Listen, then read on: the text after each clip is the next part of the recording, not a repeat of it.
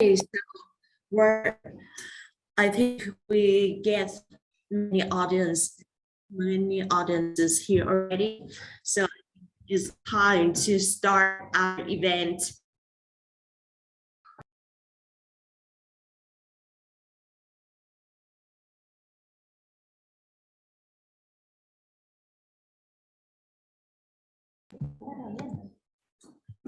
Okay, let's get started.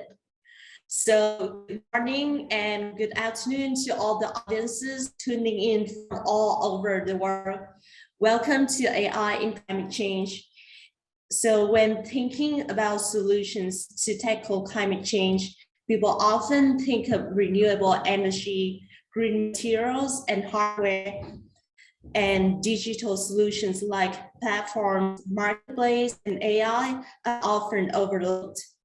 In this event, we would like to introduce you more about the possibility of AI in tackling climate change. This event is sponsored by the Irish Embassy in Vietnam and hosted by Earth Venture Capital. We are a venture capital fund that invests in climate tech startups globally. Besides that, we are actively recruiting founders to new ventures. There are only 3 days left to apply, and you can find out more in the chat box. Now, I would like to welcome our fantastic guest speakers, Pia Faustino and David Bell. Pia Faustino is the director of Thinking Machine, a technology consultancy building AI and data platforms that solve impact problems. Pia also has worked various AI projects with leading social academic institutions. A few worthy mentions are the Understanding Poverty in the Philippines with Artificial Intelligence Project with UNPD and the Conservation International Thinking Machines Project with Arizona University that wants the Climate Change AI Innovation Grants. Yeah, could you please turn on your camera and say hi to the audience? Hi, everyone. Happy to be here today.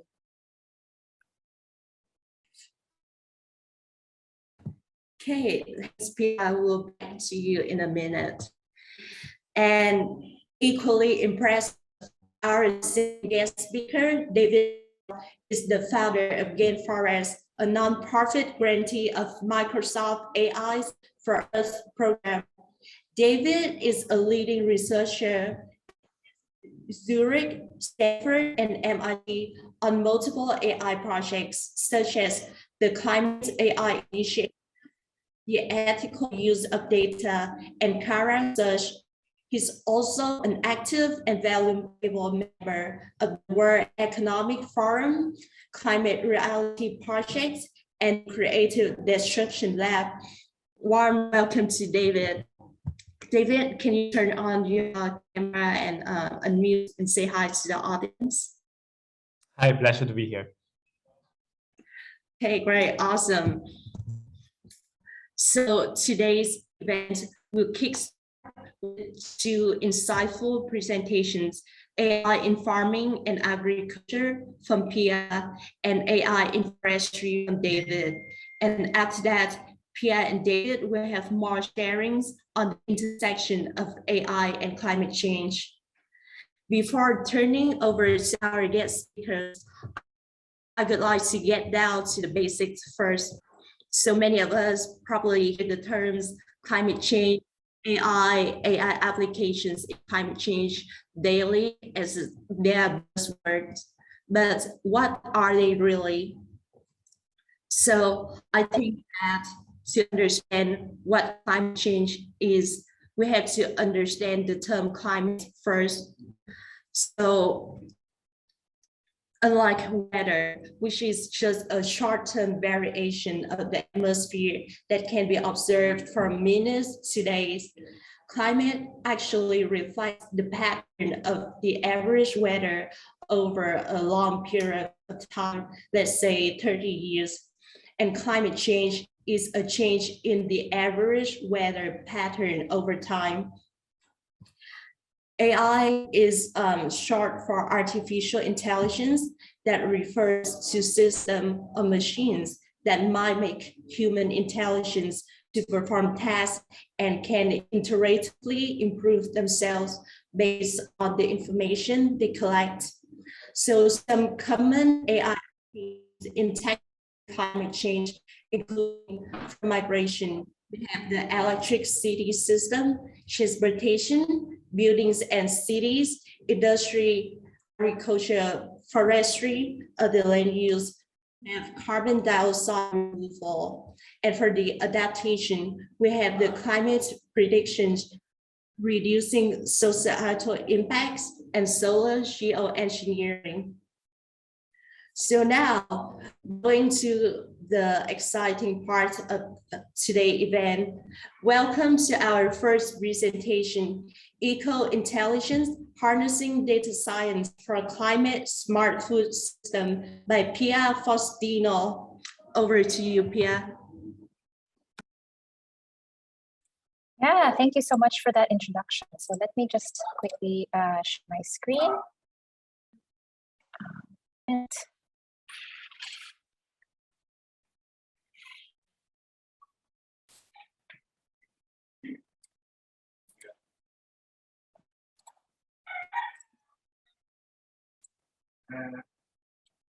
Okay.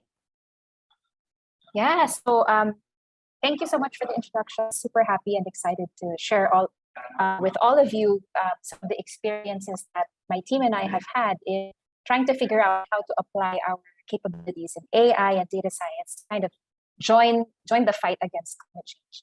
So I'll be speaking today about some of the projects that we have done that address emissions and emissions from our food sector, right? So harnessing AI for climate smart food systems. But first, a quick introduction about our company. So Thinking Machines Data Science, we are a technology consultancy that builds custom data tools for organizations that want to make data-driven decisions. So we're based in the Philippines, but we also have operations and teams out in Thailand and Singapore. We're about 7 years old. We have a team of now 130 and going strong data scientists, software engineers, designers, business strategists, etc. So we're kind of a Swiss Army knife of data science capabilities, and we really specialize in helping organizations from all different sectors really operationalize what it means to use data for action. And we've worked with organizations across different sectors, from development agencies to nonprofits to some of the biggest corporations in Southeast Asia. And for the past now year and a half, we have made a commitment really as a company to play a role in the fight against climate change, like I mentioned. So we formed a sustainability team, and that is a team that I lead as Director for Social Impact and Sustainability at Thinking Machines. And our idea is, how can we as an organization operate more sustainably ourselves? How can we use our capabilities to enable our clients to also reduce their harm and adapt to climate impacts? And how do we just influence anybody around us, our industry, our peers, to do the same?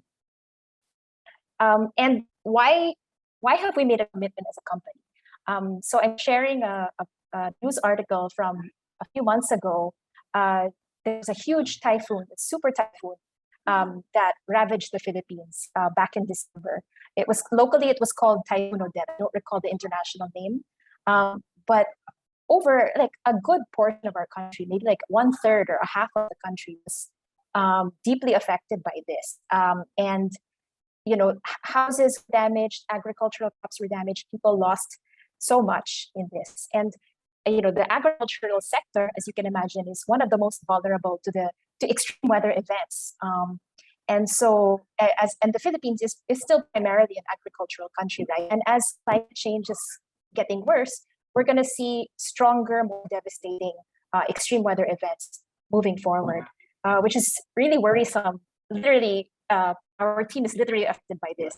I think we had a few team members who didn't have electricity for several days after this event, and it's something that directly affects us. So agriculture is vulnerable, or food production is vulnerable to the effects of climate change, but at the same time, it's also a contributor to climate change. Many people don't realize, when we think of emissions, we think of fossil fuel burning. But actually, a good portion of emissions come from how we're using our land. And in Southeast Asia, this is especially true.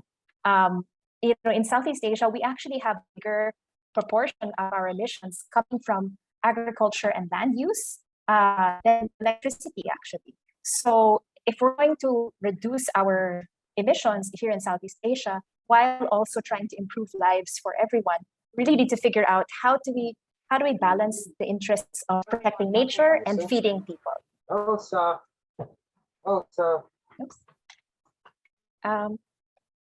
So that's where the concept of climate smart food production comes in, right?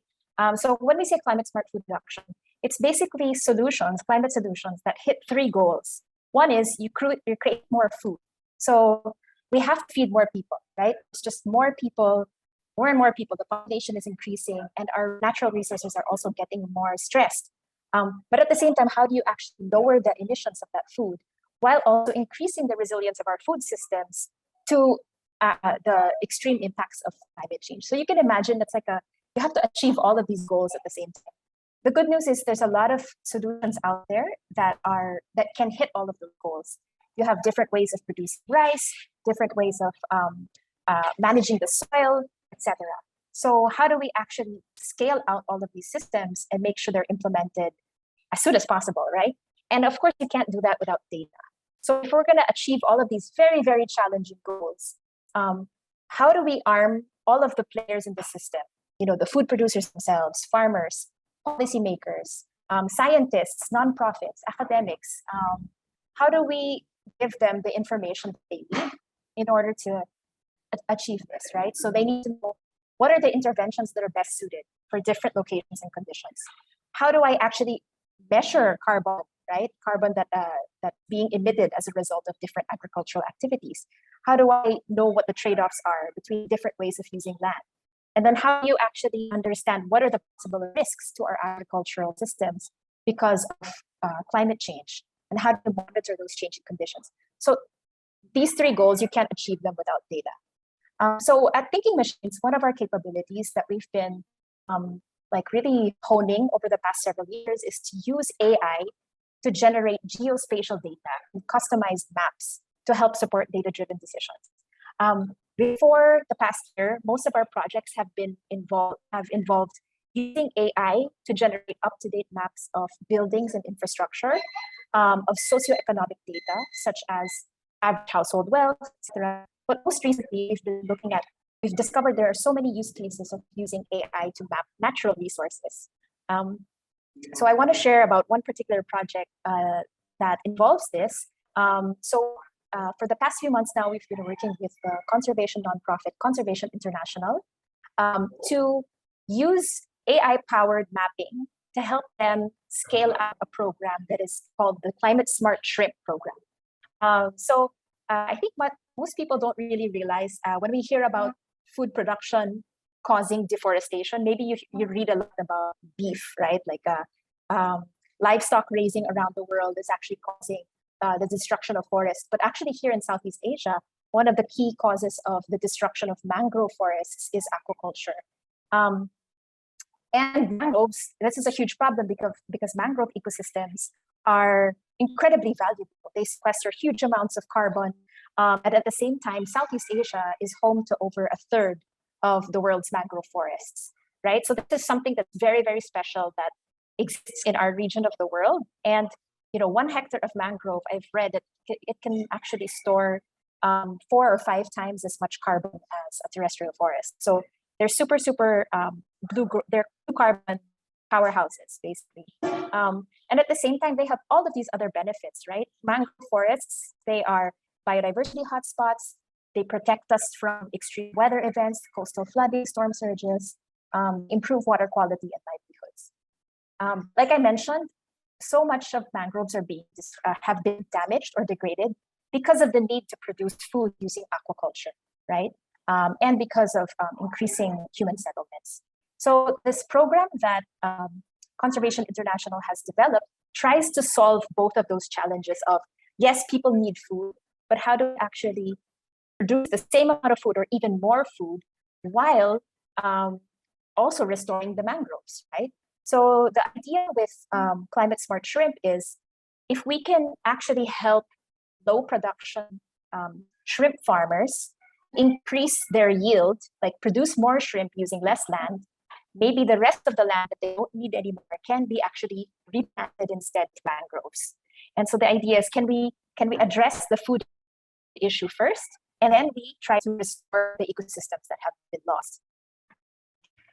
So what we've done is we've been working with them for the past couple of months to figure out how to scale this program across Southeast Asia. So there's so many aquaculture farms across the entire region. You know, Vietnam, I believe, is also one of the top producers of aquaculture. And yet, you know, they have to be very smart about how they roll out this program. It won't work everywhere. So they need to find the locations that meet all of the criteria for what a good climate smart shrimp program would look like, or what it requires. So there's different criteria, like, okay, they're looking for places that have some risks to flooding, places that have historical mangrove cover, because those are places that if you were to plant mangroves, it would do well. But there are some features here that cannot easily be derived from data. So for example, what kind of, how productive is shrimp pond? Is it like a high-tech, super high-yield fish pond, or is it kind of a low-tech, very large fish pond? And is the fish pond operational or not, right? So these kinds of features, this is where actually the AI comes in. So using computer vision, we can actually generate this data from satellite imagery and add that extra layer of insight into their decision making. So for example, there's certain visual features of shrimp ponds that make it preferable or not preferable. So just showing you some examples on the left, you have shrimp ponds that have a lot of, you can see those white swirls. Those are actually signs of the equipment that they're using on the shrimp pond. And then on the right, it's an example of a shrimp pond that's not quite high-tech yet, and therefore it should be targeted for this program. Just skip over the rest, but just to be mindful of time. But the point is that this program is super interesting because it's trying to solve the food issue and the restoration issue at the same time. And I think the power of AI here is in accelerating the decision-making process, making sure that these programs really use their resources wisely. You know, there's only so much money right now, unfortunately, not enough money right now going into nature-based solutions. And so every dollar that gets spent, every hour that gets spent has to be really wisely done. So we want to make sure that these organizations have data that they need to really make the most impact that they can. Okay, so I think I'm gonna just stop there. Thank you so much, everyone. Thanks a lot, Pia, for the insightful presentation and the beautiful geospatial maps. You know, I always find these satellite heat maps to be fascinating. So, we have a question from Vietnam. Hi, Pia. Can you give us an example on how data is processed and analyzed that led you make a decision? Yes. So like I showed earlier, there's numerous criteria that the program developers at Conservation International need in order to decide, hey, should we consider this site for the program?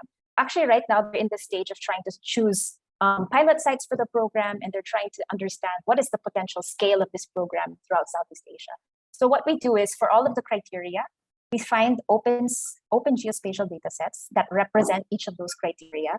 And then what we've done is we've worked with them to develop some I guess, simple rules in a way of, okay, if this particular area meets, 3 or 4 of your criteria, right? What's the next action? The next action should be for you to actually send someone on the ground to actually check it out more, right? And subject it to further evaluation. So we actually layer all of those different data sets, and then we work with the domain experts to try to understand. Basically, we're trying to codify their domain expertise into into code, literally codify it, right, into rules that would yield a kind of a score for every area, and that gives them a signal about what areas they should prioritize investing more time into evaluating.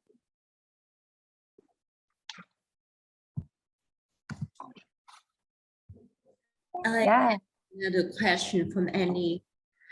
Do you like to ask what are some common limitations you stumble upon in using this method in identifying these areas? Yeah, great question.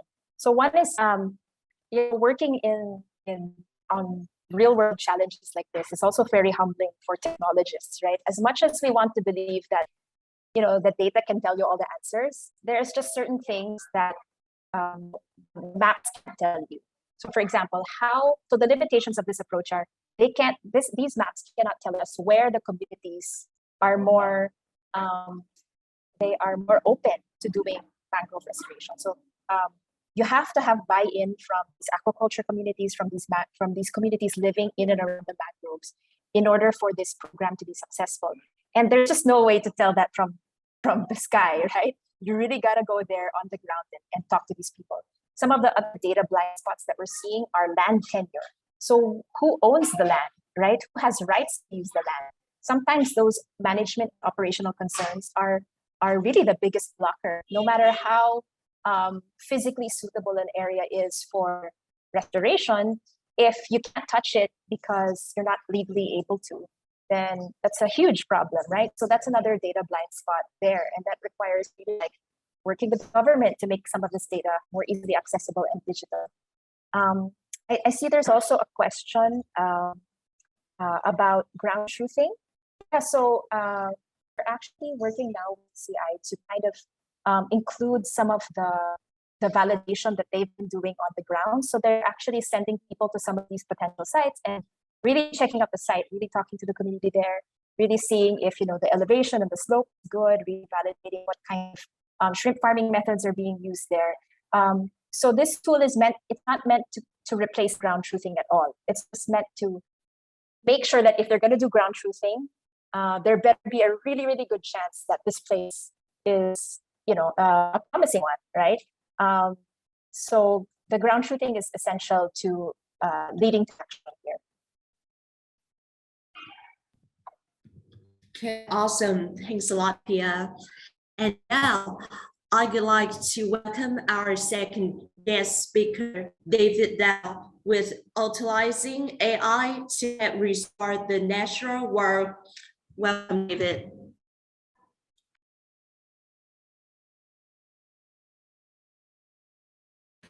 Thank you so much for the invitation. So let's get right into the topic. It's very similar to what Pia discussed, but it goes into a more scientific perspective. But let's get first again, because it's can be said enough, the importance of nature for our for a lot of the problems we face.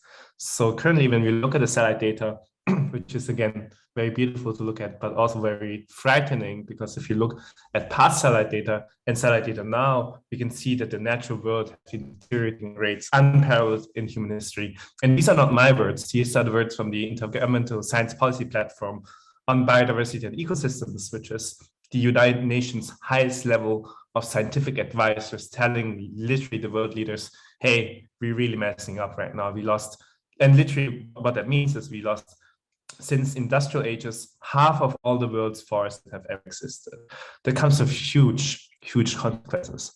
One, of course, Pia mentioned already, is the emissions. So she also included agriculture, but if you move away agriculture, if you just look at deforestation itself, tropical deforestation happening in Indonesia, in Paraguay, Brazil, that if that would be a country, and that would be basically sitting as one of the negotiators of climate change, this country is the third largest emitter right after the US and China. So tropical deforestation is that immensely large in emissions and plays a huge role. But it also is a huge problem for people who live there, because like, again, so many people, especially in Southeast Asia, depend on forests as a livelihood, right? They have farms, agriculture, the medicine comes from it. And even further, indigenous people live in forests, and illegal deforestation basically also risks them getting hurt. Biodiversity is the twin crisis of the climate crisis. So we talk a lot about climate, but not everyone knows that we're actually right now also in the sixth mass extinction caused by humanity itself and a deterioration of nature. So for example, we're losing a big cat every 15 years. Like lions used to, before humanity, used to be 500,000 and more. And now with humanity involved, lions, the last couple times we measured them, we are only counting 20,000. So we're taking a lot of their habitats away, and that causes not only a climate crisis, but also a crisis of general life and animals. But there's hope. Scientists, especially people in the restoration movement, have been using satellite data to estimate, okay, we lost half of the trees we ever existed, right? Because of cities, because of farmland. But if in theory, where are the places we can still replant and renature our world? And it turns out there's still space for 1 trillion trees, which potentially could absorb a lot of carbon emissions. And scientists from our lab as well, had created these global maps where you can show, okay, these are areas where you can still plant the trees now. Lastly, I want to really look into the data, because the data is really the crucial part in making all these nice things and good things happening, right? Artificial algorithms that could potentially predict and preserve nature. There are 4 fundamental data levels out there. There's field-based monitoring data, people walking in the field, measuring trees. Satellite-based monitoring, the images I just showed you. Drone-based monitoring, basically very similar to satellites, but even with a higher resolution. You fly a drone, you capture the forest cover. And genomic monitoring, a new field called environmental DNA, where you basically take a sample of the soil or of the air itself, you sequence, and you can measure how many living beings are in this forest, in this area. To give you a big picture, how does AI play a role when it comes to protecting nature? So on the left side, we really want to reverse deforestation, right? We want to stop the destruction of nature. On the right side, in order to stop it, we need to pay people, because no change is going to happen if there's no money involved to make it happen, right? We need to finance restoration efforts. We need to create sustainable businesses that replace these destructive businesses right now. We cannot just tell a farmer, okay, stop living. We need to provide him an alternative. And in between that is AI. Basically, in order to release all these finances that have been pledged by donors, by investors, by the United Nations, there's a key component that is called MRV, monitoring, reporting, and verification, basically telling, okay, how impactful was your project actually? Can I really trust that you've been doing what you're doing, right? It's like some kind of a police that checks it. And here, AI can be applied on this monitoring, reporting, verification on 3 different levels. First, we can use satellite images to do deforestation driver prediction, train a neural network on satellite images, and let the neural network predict why the forest is getting destroyed right now. Is it plantation? Is it agriculture? Is it wildfire? And then the next one is we can use the same algorithm to protect forests by predicting where in the future people are most likely to cut down the forest. Many lands and countries have very limited amounts of rangers. So by having a risk factor, risk area zone for forests, we can basically allocate these rangers much more efficiently, protecting nature by itself more efficiently. Lastly, restoring, replanting forests is not that easy as putting just a tree in, because just putting a tree in, usually a survival rate of a tree, if you just put it in, is about less than 10 to 15%. So it's basically gone. So really what you need to make sure is, okay, how can I plant the right trees, the right species at the right location with the right temperature? And here also AI can help give you these predictions. And also in terms of collecting data, artificial intelligence can be used to leverage this very tedious way of collecting data right now. Right now, we are busy measuring like trees with a length band. And here we developed, for example, at ETH Zurich, an app that you can just hold a credit card in front of the trunk and then take a picture. And then an AI algorithm in the phone is going to tell you how big this tree is, calculating the carbon, calculating the species, without you having to bring this domain knowledge or bring any tooling. And also, we can also provide you with a financial estimate of how much carbon is stored in your forest that is immediately linked to a certain price that one people can then acquire finances for. So if you look at the data really here, for example, these are two of the most common data points. On the left side, you see satellite data of a place in Brazil, of a plantation you work at. Satellite data usually is public data. Sentinel-2 is from the European Space Agency. Landsat 8 is from NASA. And these are 10 meters per pixel, and this is roughly what it looks like. You cannot really see a single tree, but you do see greening areas. And these greening areas can tell investor, can tell like decision makers, this project is right now doing what it's doing.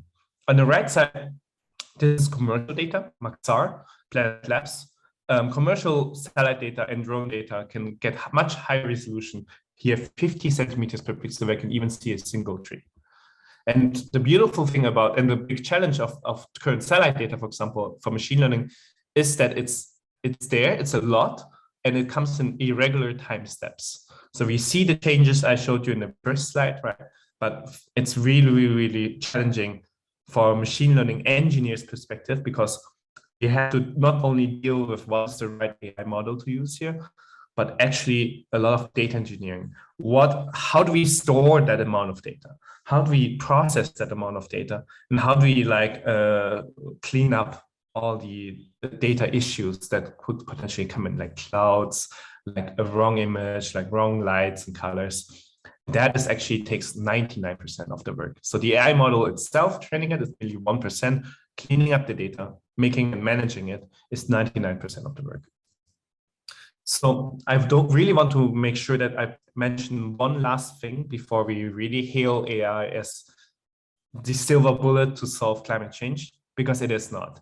So there are many, many companies, Pachama, NCX, Natural Systems, and GainForest, the startup I founded, that uses AI to predict deforestation, monitor area, and issue carbon credits, which is a currency that is used to get finances. But recent research from our side as well showed that these AI algorithms, if trained poorly, can be very wrong in areas, especially in the global south. So this is an area, for example, we measured hand by hand every single tree in Ecuador, and we've seen that the AI models overestimate the number of trees and the number of carbon stored by a factor of 10, which is not trustworthy enough for the financial market and could be also very harmful for the communities that live there. Because we also realized that the same AI algorithm doesn't predict that badly for US sites, for sites in Europe. And the reason is most likely that there's not enough data in very remote areas like Southeast Asia's rainforest, Brazil's Amazon rainforest, but much more data, for example, for managed forests in the US. So I want to lastly conclude with some key points when you do AI for nature, when you do AI for these purposes. First of all, make sure and understand that the data you have is always biased, because rich countries have a lot of data, poor countries don't have a lot of data, and your AI algorithms will monitor and reflect these biases, even for satellite data. Satellite data is by itself also quite biased. And then you have we need to make sure that we have to tackle this challenge, how to create transparent, open, and trusted algorithms. And last but not least, and super important, always, when you work with AI algorithms, design them with the people who live in the area you want to work with, right? If it's a forest that you want to protect, talk to the local communities and understand, is that deforestation that's happening, or is that just a wildfire? That maybe your satellite image, because for your satellite image, it looks the same. It's going to be forest or no forest, but only people in the local communities understand that, what's really happening. And this is where you also have to talk to them. Because in the end, if you develop an algorithm, a tool without the involvement of the people who should use it, no one's going to use it. So make sure that you really also, when you work on these, look into data standards like fair, findable, accessible, interoperable, reusable data, but also make sure that you care. So make sure that your AI algorithms are collectively beneficial, and the data is not taken without consent from communities, and it should be ethical, of course. So with that, thank you very much for listening, and I'm happy to answer any questions. Thank you very much, David. The time-lapse video of how our greenland decreased rapidly in the 3.5 decades really struck me, and I'm sure many of the audiences here thought the same way. So is there any question from our audience for David? Okay, if there's no questions, I would like to invite you to our, oh yeah, sorry, I kind of missed some of the questions. So Vina has a question. What are the criteria that you must take into account to create a good MRV algorithm? That's actually a fantastic question. I think the best MRV algorithm is an open one. So an algorithm that is auditable for people. Many algorithms right now are not. So, and there are different kind of ways of access of an algorithm, right? Because you want to make sure no algorithm is going to be perfect. All algorithms are biased, all algorithms have some mistakes. You want to understand what's the data that it is trained on. So the data should be open. And what is the model? What are the weights of it? So because MRV is about monitoring and reporting, you want to also make sure that the monitor and reporter is being monitored and reported as well. So opening up the algorithm is a very first start. And then of course, we call them data hygiene practices. Make sure that you clean up your data, make sure that you collect a representative sample of data, make sure to talk to communities before you deploy these algorithms and let them test them such that they can give you feedback of potentially harmful predictions which they feel are wrong. And also one of the good things, very important things for ML algorithms is how do we communicate the result from the algorithm properly and understandably to people. So don't just give, for example, forest or not forest, give uncertainties. Okay, my algorithm is not very sure that this is a forest, but maybe it is. So be very, very clear with your predictions, and that makes it the outcome. So another question from GR. Will AI-based carbon estimation be standardized in a couple of years? And is that possible? Yes. So standards are already on the way. Right now, the voluntary carbon marketplace is voluntary. So there are multiple standards fighting to be the standard. Vera, gold standard, Pachama, NCX, they all create their own AI-based standards. It's up to the market to trust which one will be the most trustworthy one. But from the voluntary market side, we already have AI standards now, created by companies, created by nonprofits. From a regulatory standpoint, like from a government standpoint, I believe we will have one standard as well that comes. So right now, the United Nations is working on something called Article 6 that is trying to create a global carbon marketplace, should be arriving in the next 2 to 5 years, depending on how fast these delegates are working. And then the standard discussion is a huge topic as well. So I believe it will potentially result in one standard that is kept quite fishy in order to make sure that different kind of AI algorithms can be put in, but it will be something out there. Okay, thank you. And now I would like to invite everyone to join our panel discussion with our guest speakers. So the first question I have for you two, both David and Pia, is how did you get interested in AI and climate change in the first place? do you get interested in AI first, or is that like climate change first? Do you like, did you really want to combat climate change and how that AI was like the most useful tool? So over to you, David. So I watched the movie called back in 2007. It came out, called An Inconvenient Truth from Al Gore, and that really shocked me. So as a high school student, also my family's originally from Vietnam. We have a lot of, like, the area where we're from has a lot of rainforests, right? So this is something that especially like was very personal to me. And over the years, I just got interested in, okay, in my second very discipline, which is AI, and I try to see always, okay, I'm studying computer science, I'm studying AI right now. This is like, of course, the study you have to do because your parents would not approve you not doing something engineering. But always in mind, okay, we do have a huge problem right now. Like, there is climate change. And I think over the years, this interest of working specific in nature with this climate perspective, also with the biodiversity perspective, just naturally arised from my work. Also thinking about it and talking to many friends.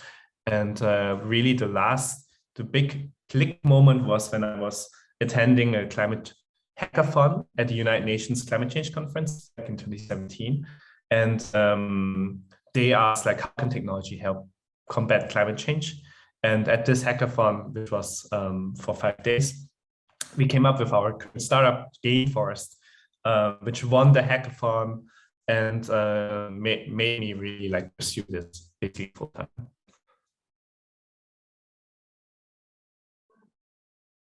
Thank you, David. How about you, Pia? Yeah, so my journey into this, I'm not a data scientist by training or even a computer programmer or computer scientist.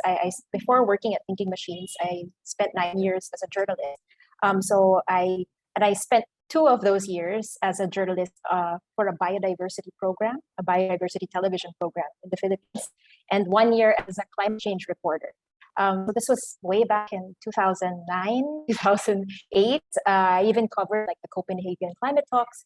And then after that, I said, I decided to make a career shift into the technology sector because I saw how technology was changing journalism, to be honest, at the time.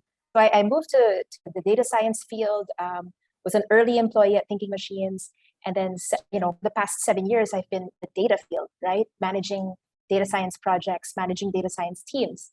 I will admit that I kind of pushed climate change to the back of my mind for many years. And then just in the last few years, since 2019, I think right after the IPCC report about the fact that we have 12 years left out of 2018, they said we have to halve emissions by 2030, right?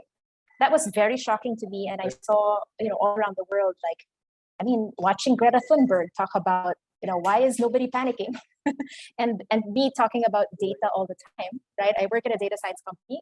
I'm a former journalist. I know the facts, and yet I am operating as if everything is fine, right? And that was a kind of wake-up call for me. Plus, I have 2 children now. I have a 6-year-old daughter. I have a 1-year-old son, and I'm living literally in one of the most climate vulnerable countries in the world. So all of those things coming together, I really went on a journey of I can't stop. I can't ignore this anymore. I have to do something about it. And that led me to try to figure out what I can do in my position at this company where I'm working with. It's, filled with talented people. We have all of these data scientists who can do amazing things. How can I help, not just influence what I do with my day-to-day, but what they do with their day-to-day talents and time. And so the past year has been a mission to find projects, find our place, find our niche in this fight. And I know that we can't solve it by ourselves. Definitely not. Technology is just one piece of the pie here. But I also think we can't solve it without technology. So we all have a role. We all have like a role to play, I think, in this ecosystem of solutions. And so that's how Thinking Machines ended up with climate projects. And I hope we'll have more. We kind of landed in this nature space, I think, because of the Philippines, like we realize that that's a good match for our skills, right? We have spatial data science skills. And so we've kind of landed into this space, and I think this is where we're focusing now. Thanks a lot, Pia. And I have a question. I have different questions from our audience. One question from Haiti Mabachera. I'm sorry if I'm pronouncing your name incorrectly. So Haiti from FinTech Machine Learning Engineer. So the question is, as someone who is interested in both climate change and data science, how would you suggest them to get into both?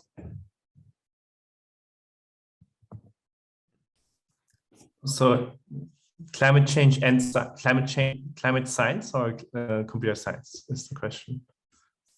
What science? Or science in general? Yeah, in like someone is interested in both climate change and data science, how can they get into like where do they start from that? Like we asked ourselves that question many years ago as well, and a group of my friends founded Climate Change AI, so climatechange.ai, which is which is basically my go-to answer now, because this is something we've built basically for the last 3 years now. Wow, 2 years, 3 years. I joined very early after the foundation of the association. And what Climate Change AI does is basically provide resources for you to get into this field. It comes from, okay, how do we catalyze meaningful work between AI and climate change? And for that, we provide one-on-one tutorials on AI, one-on-one tutorials on climate change, and organize conferences that bring both together, both parties. So for example, we are going to have a summer school very soon that teaches lectures on forest agriculture, but also power systems, methane detection, and all of that, which you can apply. You can also join the Circle community, which is a social network which we created, which you can just reach out. The founders of the association now are both very famous scientists. Priya just became professor at MIT. David is a professor in Canada, and Lynn is a professor in Germany. So they are all very well and established scientists. But from the computer science perspective, they moved and have a big impact now on climate change. And so this community reflects also very much their values. So I just highly recommend you to look into that and join.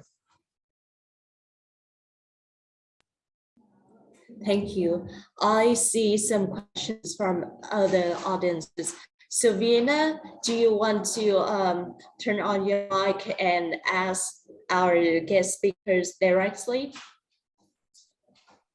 Hi. So my question is, do you think that there is enough funding to pursue good quality work and research regarding climate change? Thank you, Vienna. What do you think, David? It's never enough, right? It's never enough. There's just not enough money anywhere. But I think it's much better than when we started, right? I feel like it's 10x when we started. Like when I started doing this, pursuing this, I had to convince people why the heck would you use your well-paid artificial intelligence knowledge on trees, right? And now I don't have to explain it anymore. So investors will understand because it's efficient, it's carbon, and unfortunately we don't see a lot of progress in decision makers for really making sure that we avert the climate crisis. So sarcastically, I have to say we'll probably get more funding even in the future because the problem is very far away from being solved, even the opposite. So I don't think you have to worry getting funding. You have to just like any kind of good funding like proposal, you need to be able to communicate well what you want to do. So make sure that when you develop or look for a research project, that we always call it at CCI, Climate Change AI, pathway to impact. How actually would that help solve climate change? How would that tackle it? What are potential issues that could arise from it. And when you be very transparent with this, I don't think you will have any problems with finding funds on this. And also at our website, we list funds. So the Climate Change AI community funds itself project, which it thinks like it's super cool, but also connect you with funders and gives you a resource on this. So I think that's my 2 cents. I don't know if you have anything to add on this. No, I agree. I think there is more funding coming into this space. Maybe I just speak of like, because I do the fundraising work, and it's like it is quite a bit of work. And there just always needs to be more. Like I just keep reading about the big funding gaps, right? Like how much we actually need to invest in forests and nature versus how much that actually is invested. And traditionally for I believe most of the funding for nature restoration has come from philanthropies, it's come from government. Like unlocking the private sector funding, like we're really not there yet. It's not it. And that's why David is doing all of this work to try to create transparency and credibility in the carbon credits so we can unlock that funding. And like we at Thinking Machines, we're trying to work with organizations on the supply side who are trying to design these projects and trying to help their projects succeed more. Because like you said, so many of these restoration projects, they're high risk, they fail, right? So how can we get the product ready, so that to bring in that capital from the private sector. It's also very unfair, the funding, I have to say. The funding is very concentrated on Europe and America, and Silicon Valley always funds Silicon Valley itself. Yeah. So speaking to a community like yours, based mostly in Southeast Asia, you really need to make sure to reach out to those people and raise even awareness that there's something amazing happening also in this area of the world, because many of the investors, they just don't look at this area, which is a big shame, and also one of the reasons why we are not getting along in the climate crisis.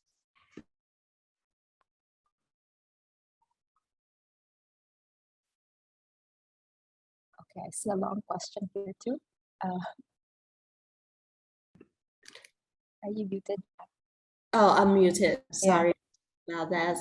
I have a question from Boyita. So the question is, the use of AI and satellite imagery has been adopted recently in economic studies. However, it is still not known. A lot of studies that look into the impact of natural disaster on household decision-making and welfare are still using data source that is much less reliable. So how can economists that are not data engineers can handle these algorithms and large data sets?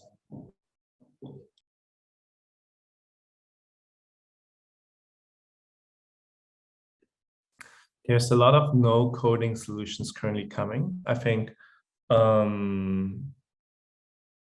there's a foundation called Radiant Earth Foundation that has been working a lot on tools that allow many, because geospatial data is one of the hardest data to work at, even as a seasoned data engineer, because of the fact that it's so huge.